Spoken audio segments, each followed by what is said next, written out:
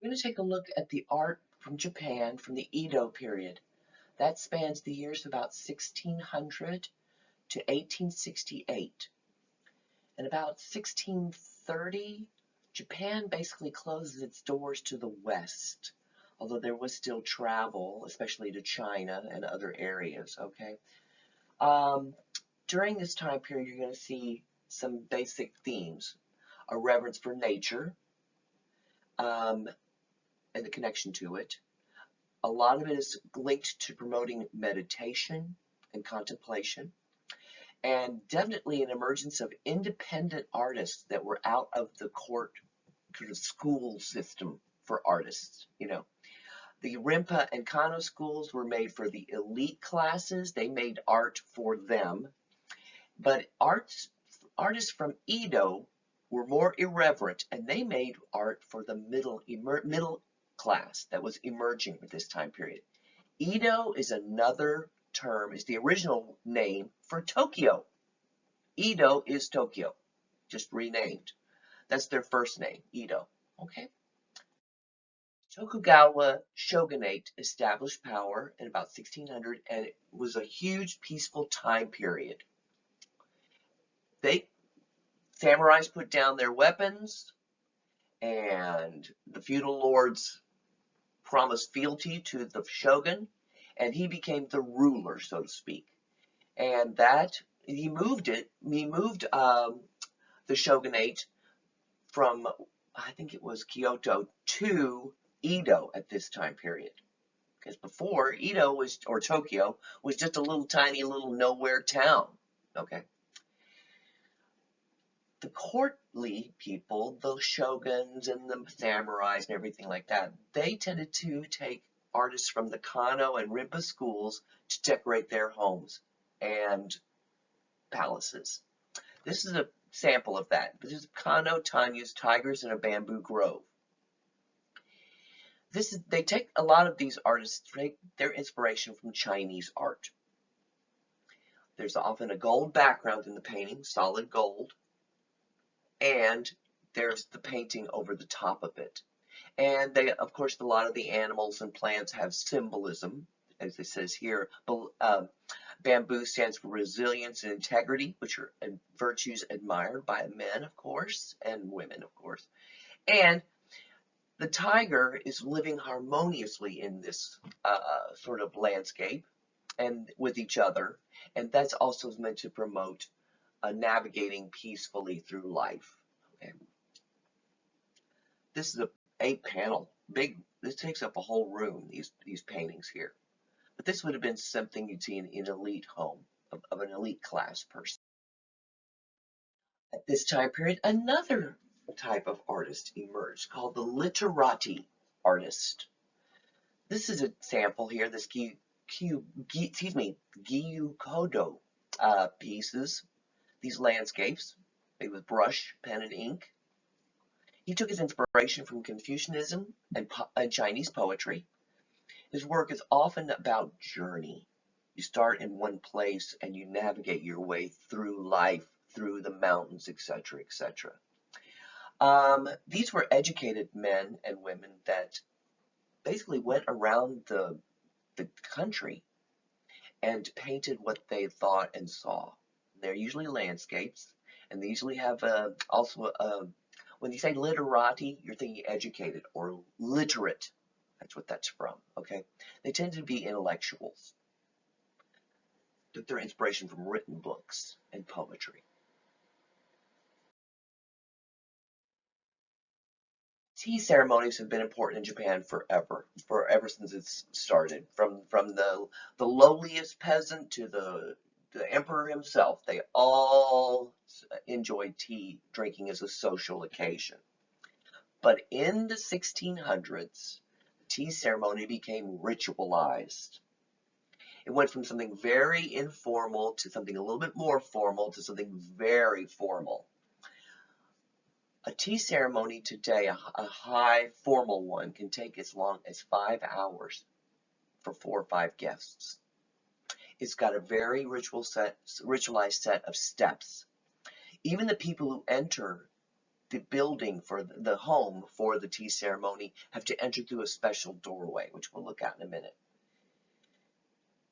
When I talk about the four sort of philosophies and religions that guide the Japanese mindset, you cannot forget to think of Shintoism and Zen, or Zen Buddhism, when you talk about raku and the tea ceremony. They're interchangeably linked. The Shinto belief, remember, that started way back in about year 600.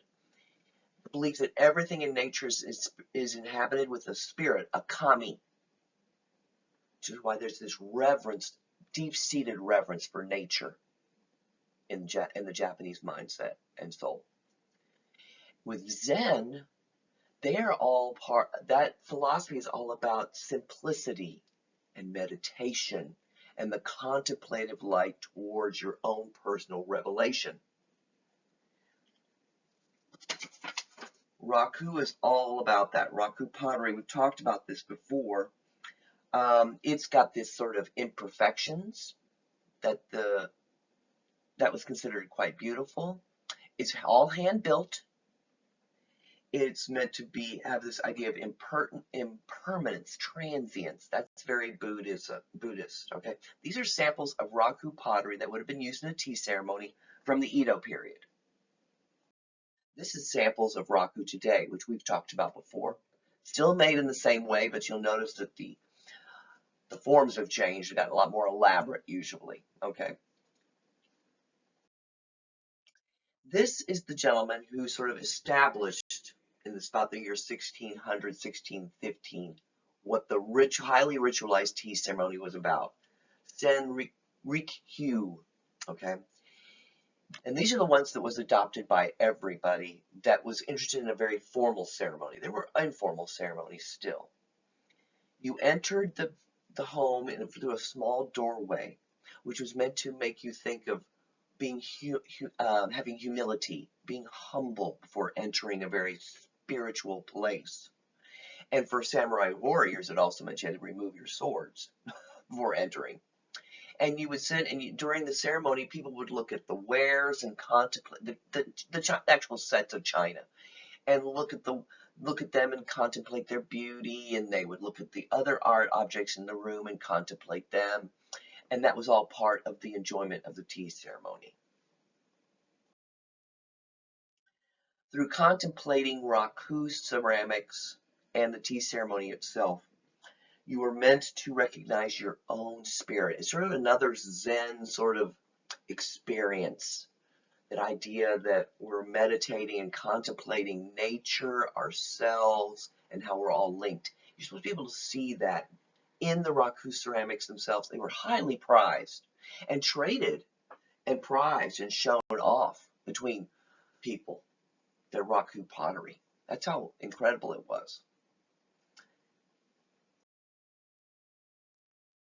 Besides the Kano and Rinpa schools of art, there was the Edo. The artists from Edo, they didn't really have a school. They were too irreverent for that.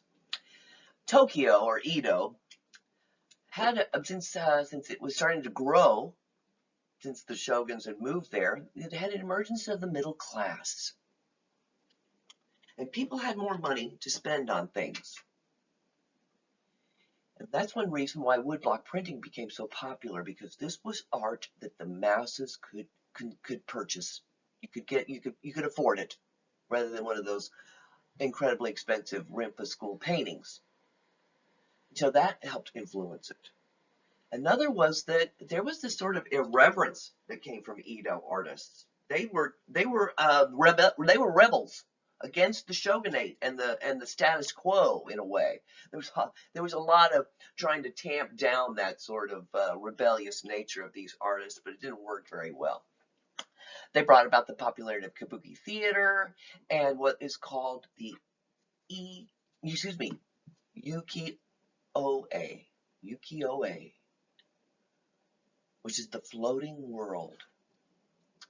It's a world of pleasure and impermanence. Remember how Buddhism is about impermanence as well. And that's what this woodblock printing especially captures. Because a lot of the subject matter for woodblock prints are about courtesans and actors and kabuki theater people and worldly pleasures that are transitory. Not all, but a lot. They're hallmarked by flat areas of color. We've talked about woodblock printing before. Usually has sort of a linear quality to the outline of them as well. Here are two from Utamaro. We're going to look at some more from some others. Two courtesans. This is the whole series. And woodblock printing from this period in Japan is going to be hugely influential.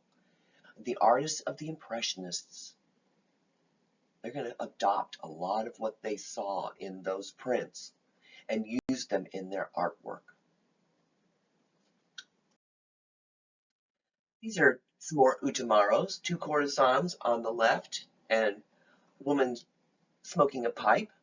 Notice how she's caught in sort of a very casual, the woman smoking a pipe, in a very casual sort of, seating pose, and she's just sort of smoking and letting it all sort of hang out.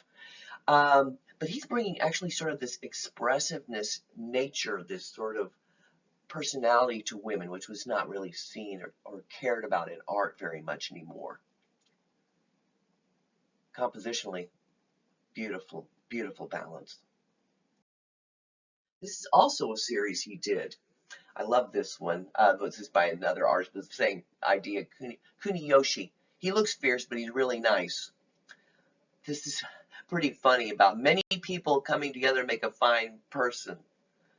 But anyway, I love the visual clues of the people actually making up the body and the hands and the head of this man.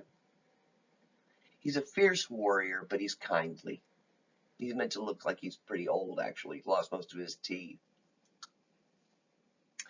You kind of learn from your experiences is what this piece is saying. You gather up from meeting different people, living through different, meeting different lives and everything like that, sort of make you. It makes sense. Hokusai became very popular during this time period. And he did a whole series. I believe there were 35 or 36 of these Mount Fuji prints from all different times of the year and different sort of viewpoints and everything. Mount Fuji's had a sort of a spiritual significance with the Japanese forever. And the word means no death, Fuji. So it's meant to be good luck to climb this mountain and to be a part of this mountain. That idea of spiritual journey is a part of this. These prints were hugely popular and solidified his reputation in the art world. He's going to give birth to something else that's incredibly popular today, and that's manga, what is now anime. He did a whole series, books of these irreverent studies of people and little monsters and characters and demons and everything. And this is what people saw later on, in this century and late last century, the 20th and 21st century, these books, and they took inspiration, what they see here, and they brought it into anime. I'm going to take a look at that later this semester. The decorative arts were very popular, and a lot more were being purchased. This is lacquer, which is produced by the sap of a lacquer tree, and it's quite poisonous. You have to be careful when you're working with lacquer, okay? And it's very waterproof and hard, and you see whole tea sets made of it, inkwell, desk sets, decorative wares, combs and purses, and all kinds of things being made with lacquer. I just love this fireman's jacket because of its symbolism. Tokyo was nearly destroyed in a fire in 1657 and rebuilt itself. There was a great admiration for firemen. They were heroes to them. And this is a fireman's jacket. You would have worn this to a fire. The garments are covered by things that are going to protect him, especially water and dragons. Dragons are a power, protective symbol, that kind of thing for this in this case. And of course, water, fire, that makes sense, doesn't it? But this is meant to be a protective device. And it is, of course, it's a fireman's jacket. It is meant to protect him. It's heavy. It's quite heavy in its fabric. The samurai during this time period were basically in retirement as far as real fighting went. So even though they still existed and still wielded power, they were relegated to showing off their martial art techniques through games and competitions. And that's where they were. That's where they were sort of in society. Okay, so ceremonies, functional, big visits from people that were important, that kind of thing. They would have brought the samurai out to perform or show off their techniques. So even though they were still quite important societally, they didn't really function as fighters anymore. These are some of the various armors from the Edo period. They're quite elaborate. A chance to see some of these recently at the Museum of Fine Arts, Houston, about 15, 16 sets. Notice the little animal on the guy on the right. It's sort of a squirrel on top of his helmet. And the masks of course, have certain meanings. Okay, and they're all made with all kinds of different materials. Quite elaborate.